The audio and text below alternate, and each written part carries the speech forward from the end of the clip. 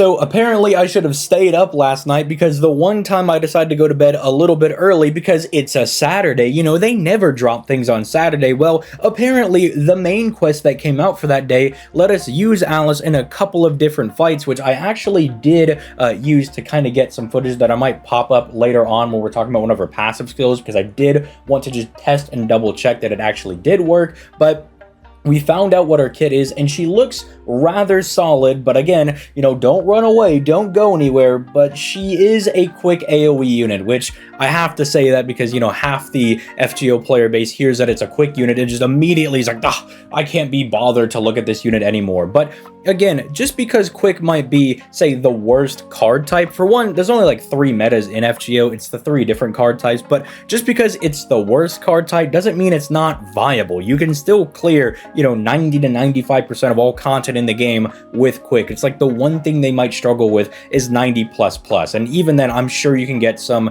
setups to work. For instance, I know Tyra, again, and she's a single target, but was able to do, I believe it's the Morgan Lotto later this year, that 90++, because it has Kentoki as the final boss. So, you know, just because she's quick, don't write her off. And she's got a very interesting kit. I think she'll be effective as a farmer, but clearly is probably leaning a little bit more towards your CQ-oriented content. Again, kind of like the other two, but maybe Alice is a bit more standard. But I went ahead and I got a couple of calcs run down so I can kind of show you guys that she may feel a bit like Morgan in the way that her base damage isn't the craziest, but with her power mods, she can actually look rather effective. So if you like being informed on all things FGO related, even though I was sleeping when this actually dropped, make sure you subscribe to the channel and give this video a fat like, as I do upload FGO content every single day, and I do play both versions. But with that being said, let's dive right into this. Now,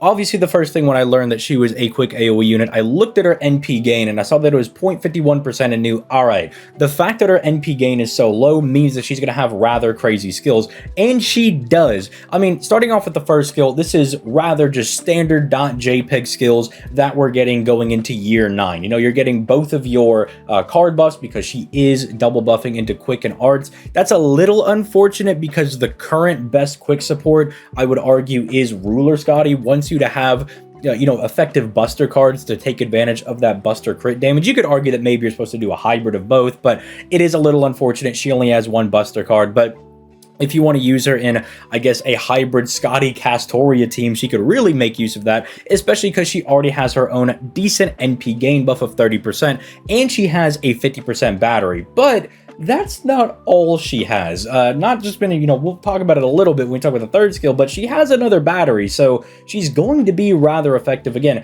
as a farmer, because I think more so than arts units, if you want to use a quick looper, especially going into, you know, the 90+ content where the nodes are really weird, you might fight 2 enemies, then 3 enemies, then 1 guy at the very end, you do want that split battery. So it's like, well, maybe I don't have to waste my big 50% battery, I can just use my 20%, but realistically, again, her being a quick AoE, I can just say she'll be fine, assuming you have like optimal setup and everything, because bro, we have Oberon to plug suit in for 70% extra NP. She's got her own 70% battery technically. Then you got 2 Scotties floating around for another 50%. You could almost just raw NP loop through anything in the game at this point. But this skill is very effective, very, very strong. Her second skill over here, I guess, is kind of interesting and giving her the 30% attack and defense, which will make her kind of bulky going into challenge quest, which is kind of her thing. She's almost like a, I don't want to say a perfected version of what Andromeda wanted, but Andromeda was clearly a very, or at least was supposed to be a very tanky servant who could really roll with the hits. Alice is kind of like midway through that. She can't just like outright face tank. Like, I don't know if she can get to like, you know, the Andromeda levels of being able to tank things, but with the new mechanic that they gave her on her third skill, she actually might just overall be a bit tankier and a bit better than, say, someone like Andromeda that just released as a defensive unit. So I think that's kind of interesting. They also threw defense her way, and she can get up to 50% if you're on Forest, City, or Darkness Battlefield. Now, normally, I'm not the biggest fan of things like this being tied to your, like, Battlefield type things, because it can be a bit limiting, right? It can be, oh, I'm fighting during the daytime in, I don't know, void space, for whatever reason. I guess there's no daytime in void space, but you get what I mean. That can be like really bad for you if you're a water side person. Take Saber Nero, for instance. That arts buff can really let her do a lot of damage, but if you're not fighting in City or water side, you do get screwed over a little bit. But having Forest City and Darkness, Forest and City are more common, I would say. In Darkness, I believe, applies to all of the nighttime stages. It's one of the bigger domains that they added with Hassan of the, what is it? It's Hassan of the Star or something along those lines, but the new one that just came out. With having 3 of these, you can almost kind of rely on this a bit consistently, so I do like that. She doesn't give herself her own battlefield, but she just has so many of them that you're bound to run into them with some likelihood. So I do like that, but okay, let's talk about her unique 3rd skill. So effectively, what this is that she is able to give herself these Robin counters on her passive. She starts off with 13 of them, and whenever she fires this skill over here, it's basically Solemn Defense that cannot be removed, and it's stackable with Solemn Defense, which is why earlier I said maybe you want to do something like, I don't know, a Castoria Scotty, that type of hybrid, if you want to experiment with that. Or maybe we have a quick support coming out for Anniversary that instead of being a quick Buster hybrid, it's going to be a quick Arts hybrid, and maybe you can integrate Castoria into those strategies. That's really nice, because that's the one weakness of, say, Castoria's Solemn Defense. It can't be bypassed by anything, but it can be removed. That's the only way that bosses can get around it, which is why so many bosses nowadays just have flat-out buff removal. They can just yeet all of your buffs off of you, and then you're completely vulnerable. But this is super nice, on top of also giving her an additional 20% battery and being on a 2-turn cooldown, effectively meaning like every other turn, or if you don't get attacked on that first turn, you're pretty much just going to be fairly well protected. It's kind of like Alco having the Solemn Defense every 4 turns, except maybe a little bit better, although in the long run, because she does only get 13 of these whenever she, enters the battle. Unless we get a way to add more of these, which I don't see her Bond CE being translated, but maybe that does give her more stacks of the Robin counters over here. That can maybe help, but she doesn't have a way to regen them. It just looks like once you use them, you use them, which is a little bit unfortunate, but it could be very nice for soloing. I could see that being very good, just having, guaranteed protection every other turn. Although with it only being 1 attack base, maybe it's not as good for soloing, but who knows? Might need some experimentation to see if it's actually that effective, but it could be nice. But it could also just be very good going into just your normal challenge quest setups, that whenever you fire this, you just get extra Solemn Defense that stacks with normal Solemn Defense. And then you have the extra 20% battery if you want to use her as a looper. Now, I'm sure you guys did see this down here, and you're like, ZTL, what is this? She has insta-kill Guts 5 times. So my boy over there has the insta-death dodge negation thing, right? Or he just can't be taken out. He effectively has 5 normal Guts. She's the inverse. She has 5 insta-kill Guts. Now, this I did test, and I should be procking this up somewhere around on the screen right now, but I did test this. This does proc on normal Guts. It was a little frustrating to get because the story boss wasn't hitting a whole lot, but you can see once she procs the Guts that Irisfield gives her, this still does proc the 2k Guts over here. I don't know what that really means. I don't know if you can use that in any effective capacity, but it is something you can do. You could use normal Guts to get the additional 2k heal. So shrug, I suppose. It's like you get a little bit of extra HP if you're going to give her Guts. If you're going to pair her with a Scheherazade or what would it be, Irisfield, just there's very limited people that can give you Guts. But if you have one of them, you can have it. This is also kind of interesting, reducing damage taken from status ailments and NPs is kind of cute. This one I think is actually going to be a bit meaningful because damage over time hurts us a little bit more than the bosses do, because bosses have 300,000 HP. Doing 500 bird damage is nothing to them, but when we are only rocking, I guess post foes, she's going to be rocking 15.7k HP, doing 500 or 1,000 burn damage, that's a bit more substantial. You're actually doing a decent chunk of that servant's HP, especially when you stack a lot of them. So being able to reduce that, I think is just kind of cool. I think that's very interesting going into CQs. This is also kind of nice if you want to use her in those mixed team comps. I might play around with that myself, as I do at least have normal Scotty and Castoria, so even if I don't pull Alice, I can still bring a friend and still test it out and see if it's any fun. Now, her NP just does a whole lot. This is just a whole lot of nonsense. I mean, the Pierce Evasion is nice, not quite as broken as Pierce Invul, but bosses do still occasionally use dodges every now and then, so that can be nice when it does come up. The Terror is nice to kind of maybe buy yourself some free turns.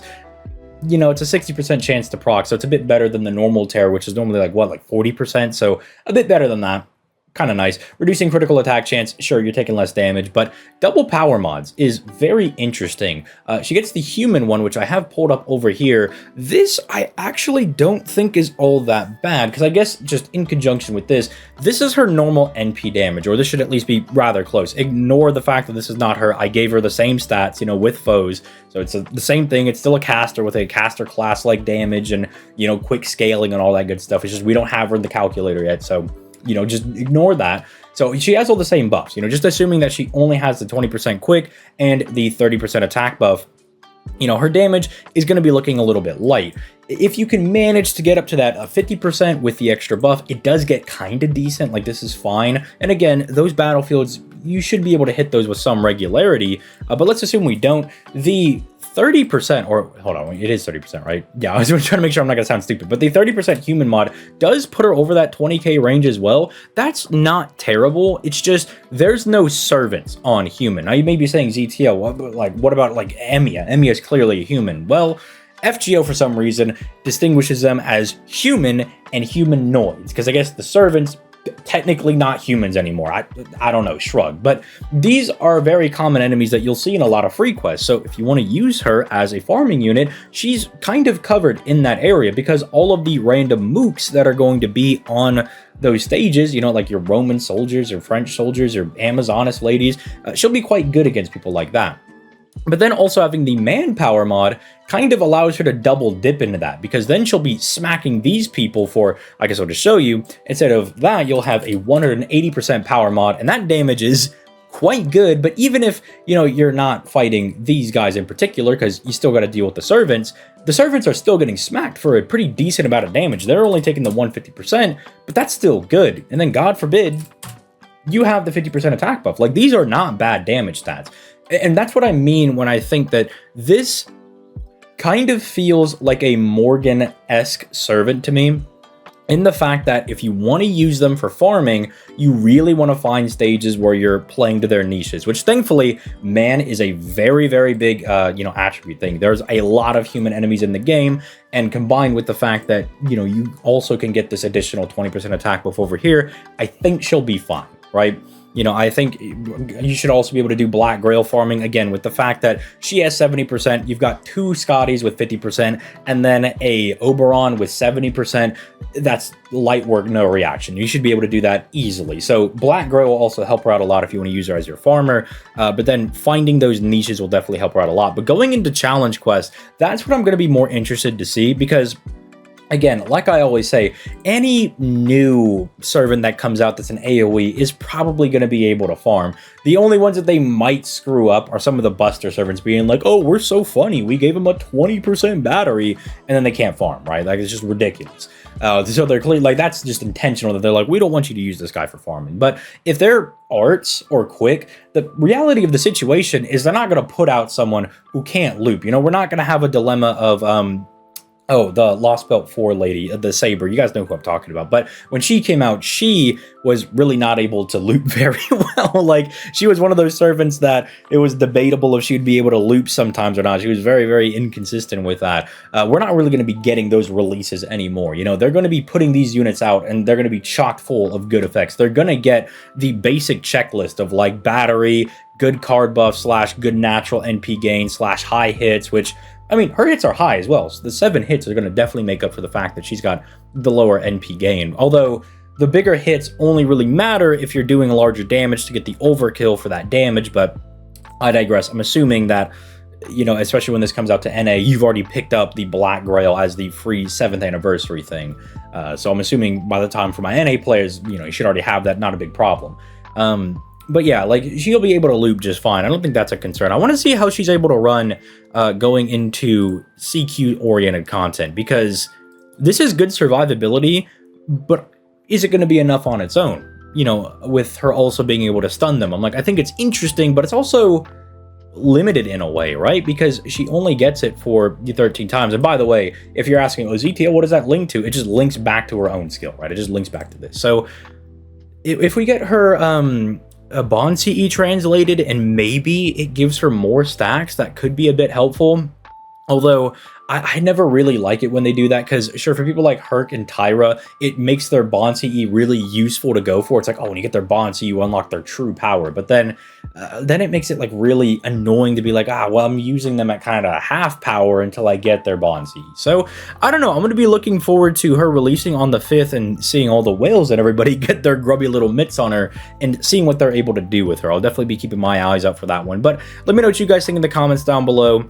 I'm a bit more apprehensive on saying like, oh, she's nutty, dummy, broken, because I don't know if she will be dummy, nutty, broken. She's definitely good, but it's, again, kind of a matter of how good. But, you know, when we looked at Alco, it was like so blatantly obvious that she was going to be an absolute banger servant. Alice is much more subtle, if that makes sense. Like, there's nothing, I guess, new that is really popping out to me, because this is very cool and this is very cool, but I don't know if that's enough for me to be like, she's a broken servant. But again, we got to see some actual application for this one. This is definitely one of those servants that I think we're gonna have to wait for people to start, you know, doing clears and seeing how effective you're able to get through things, you know, when she has power mod, when she doesn't, when she has her second skill at full power, all that stuff. So let me know that in the comments down below, and I will catch you guys in the next video. Peace, late guys.